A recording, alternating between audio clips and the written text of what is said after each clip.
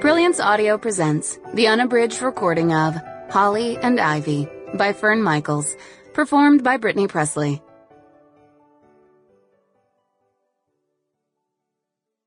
The holly and the ivy, when they are both full grown, of all the trees that are in the wood, the holly bears the crown. The rising of the sun and the running of the deer, the playing of the merry organ, sweet singing in the choir. The Holly and the Ivy, Traditional Carol. Prologue.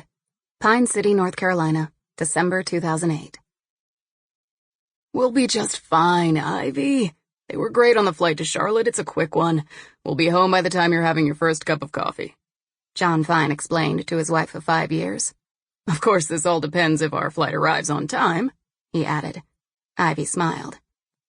Dad would spit nails if he heard you say that.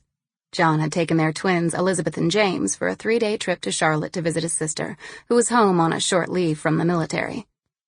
Ivy's sister-in-law had never met her niece and nephew, and they both had decided this was a great time since Piper was spending the few days in Charlotte with her and John's parents.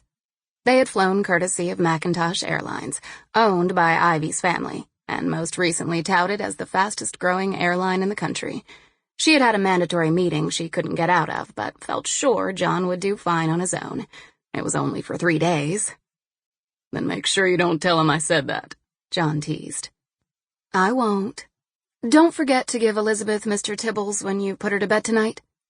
John had called her their first night away, explaining that Elizabeth refused to go to bed without Mr. Tibbles, a stuffed bear Elizabeth had become attached to when Ivy had moved her into her big girl bedroom a month ago.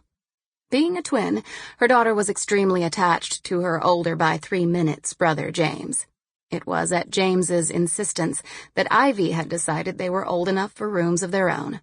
Added to that was the fact that her son made it very clear that he did not like girly dolls in his room. After all, he was 3 years old.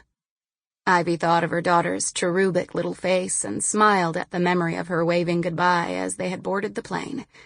Now she was glad she remembered to tuck Mr. Tibbles in the suitcase at the last minute. Trust me, after last night's fiasco hunting for that bear, it'll be a long time before I ever forget Mr. Tibbles. I should have told you. I could have saved you a bedtime fit, Ivy said, a smile spreading across her face. John hadn't witnessed their bedtime rituals since they had put Elizabeth in a room of her own. We'll both put her to bed tomorrow, John added. Ivy knew this was his... Sample complete. Ready to continue?